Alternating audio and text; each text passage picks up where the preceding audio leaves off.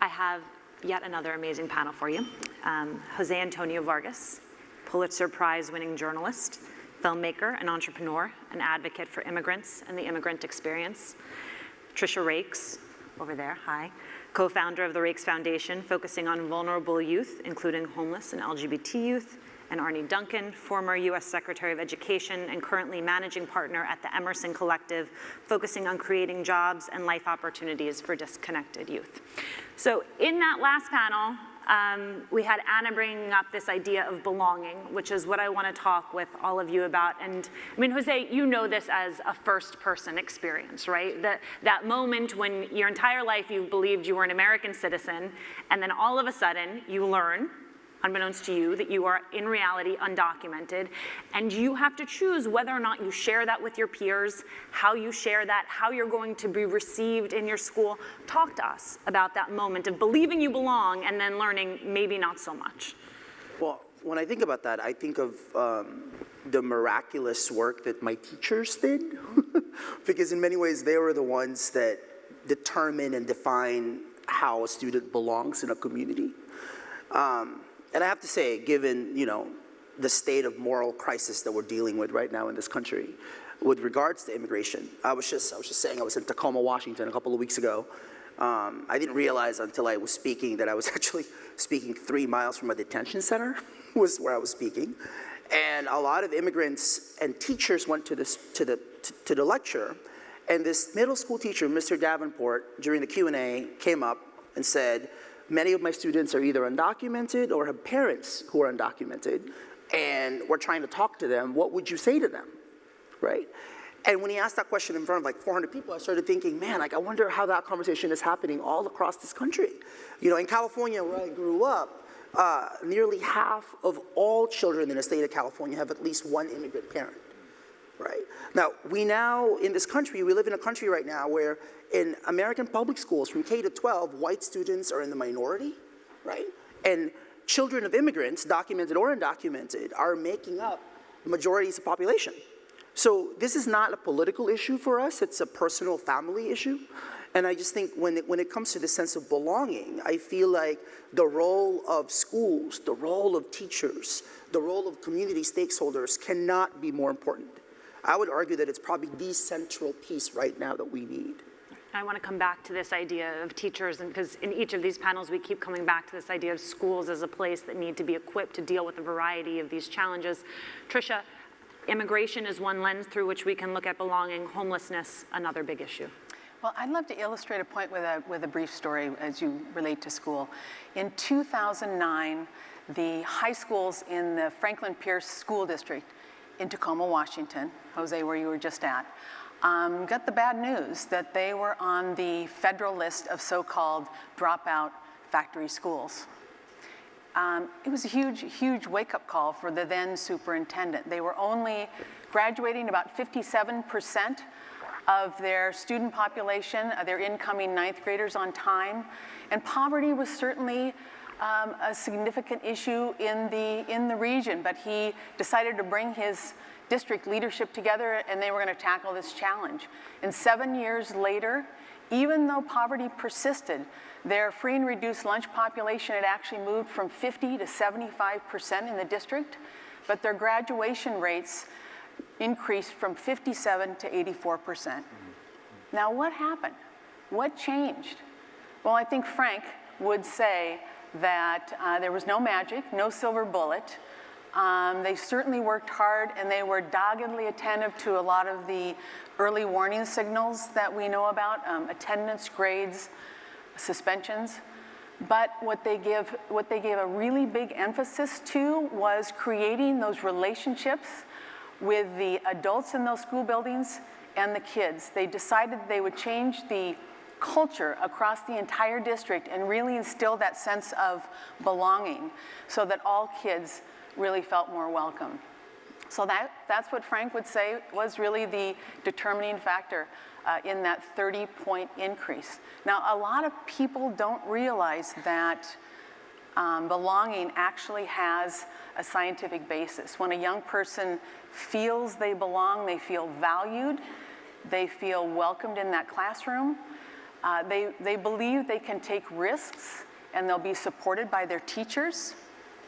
There's a scientific basis. Research actually shows that there's a direct positive impact on their performance in the classroom.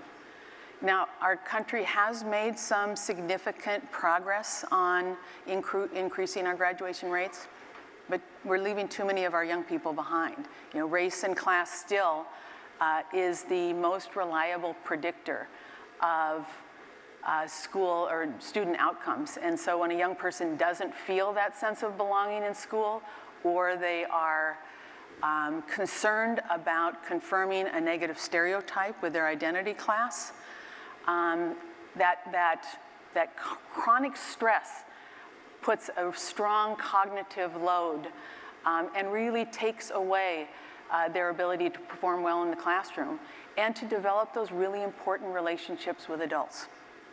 Secretary Duncan, do you believe that belonging can be institutionalized?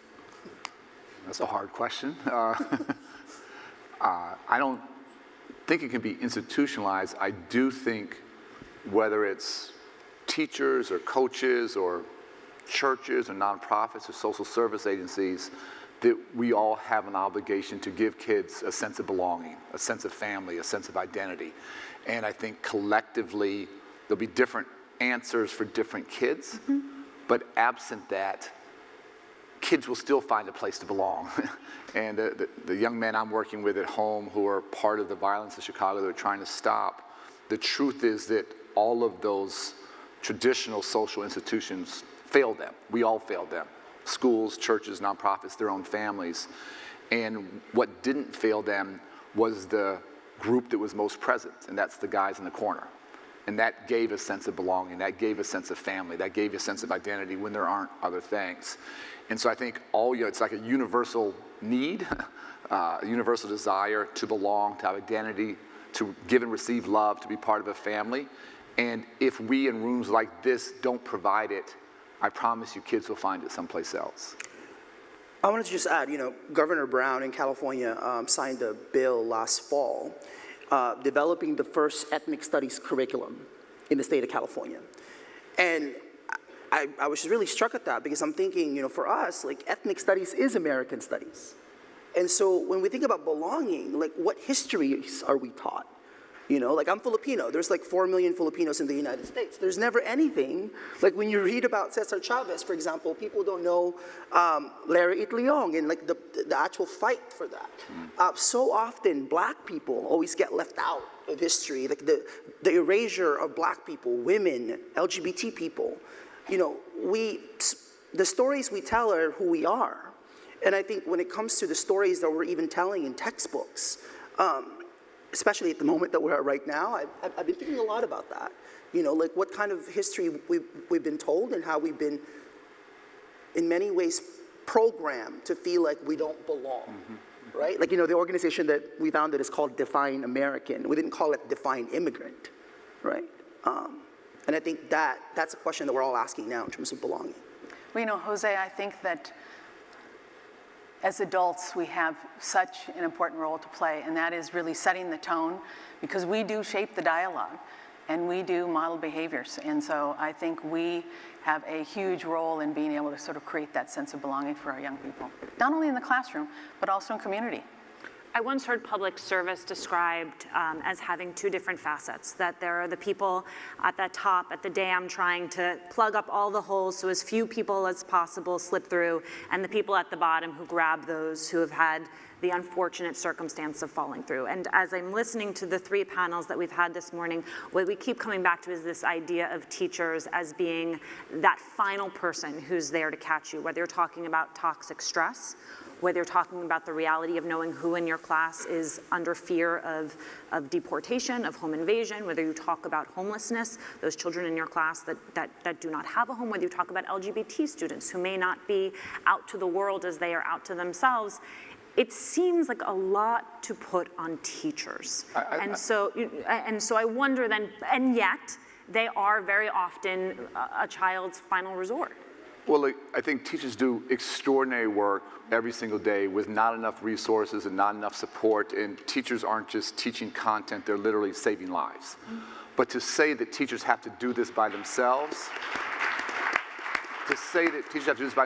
I think absolves the rest of society and gets them off the hook. And I think it's asking too much. And I'm always asking more of schools. I want schools to serve 3 meals a day. I want schools to be open 12 hours a day, 14 hours a day, whatever it takes. But again, it's what are we as a society going to do? What are we as nonprofits, social service agencies, foundations, the philanthropic community, businesses? And I always say, the simplest thing we just don't like, if we asked every kindergarten teacher, who are those 3 or 4 kids in your class you're most worried about? Because if that kid has a grandmother living with or an auntie, they're going to be okay. But if they have nobody, they're going to fall through the cracks. And that kindergarten teacher can't do that by themselves, but that community, what if they made, for that 5-year-old, a 12, 13, 14-year commitment to help that child get through high school and on to whatever happens after that? We all have to do this. So I think schools have to be community centers. They have to be the heart and the focus, but all of us have to rally behind this. And the fact, again, that we don't do it means that somebody else is. And we all have to step into that gap and not let kids fall through those cracks. So today, like one thing I can do when I go home, what is it?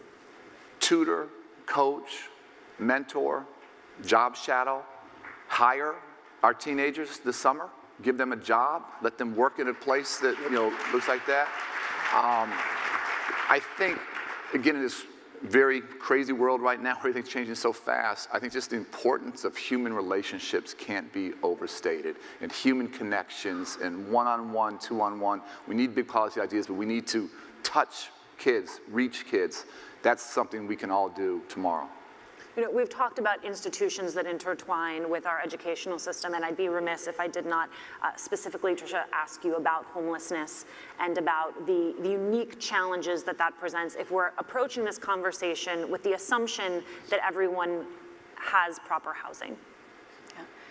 Yeah. Lisa, about 6 years ago, I had a really powerful, unexpected encounter that I will never forget. I saw a young girl that was homeless, and she looked just like my daughter, who was a high school senior at the time. But this young woman was in the middle of a group of much older adult homeless men. And she was so out of place, that sort of vision is sort of burned into my memory. And it really made me angry at all of the adults in her life that likely had failed her. And I also felt a lot of fear for the trauma that inevitably would happen to her and what that would mean for the rest of her life. And I think that was really the experience that was catalytic for the Raikes Foundation to really step into that space and learn a little bit more about the sector of unaccompanied youth and young adults that are in our homeless population. And so we really dove into the data and unfortunately found out that it's a bit of a hidden epidemic. There wasn't very much available to help us understand the size and the scope of the issue of unaccompanied youth and young adults. Those are the kids that are not connected with their families. And so we did bring together a large array of community partners from the public sector and the private sector in our region to really develop a comprehensive plan. And 6 years later, we've really been able to significantly increase the awareness of unaccompanied youth and young adults. We have been able to collect better data to drive better decision-making and allocate resources more efficiently. And we're learning a lot more about the young people that are experiencing homelessness. And unfortunately, there's a disproportionate number of youth of color and LGBTQ youth that are in our homeless population.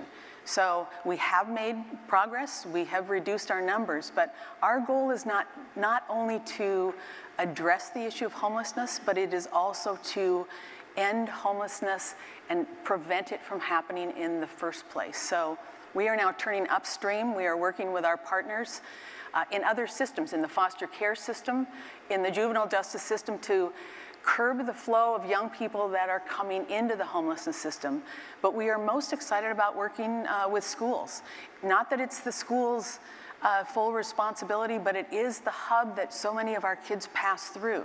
So it really is the place where we feel we can center this work to be able to identify young people, both early in their homelessness experience, but also hopefully to identify kids that are early in their crisis so that we can prevent homelessness from happening in the first place. There are over 1.3 million young people in our K through 12 system in our schools today that are actually experiencing homelessness. So it has not been a very visible issue, and so there's much work to do for us to be able to identify how we can really help those young people in our schools. Jose, it feels like we're living in a pretty unique moment where a few years ago when President Obama signed the executive action for DACA, you felt a tiny bit of the weight lift for young undocumented people or for young immigrants who have undocumented parents, and it feels undoubtedly that that weight is back on in full force. A recent article out about how the number of deportations of non-criminal immigrants has doubled since President Trump took office. What's the message then to those kids, especially because they had that moment of relief? That moment of relief. And it has swung back around. So 800,000 and about 800,000 young people, young, early 30s, some of them in the early 30s, right? You and I would consider that, yeah. So who qualified for this program, the executive order under President Obama. And I hear from a lot of them, by the way. I actually heard from a young woman the other day who said, the subject line is, "I'm so sorry," and then she writes on the, I'm like, why is she sorry? So she writes in the email that she's sorry that she's decided to leave.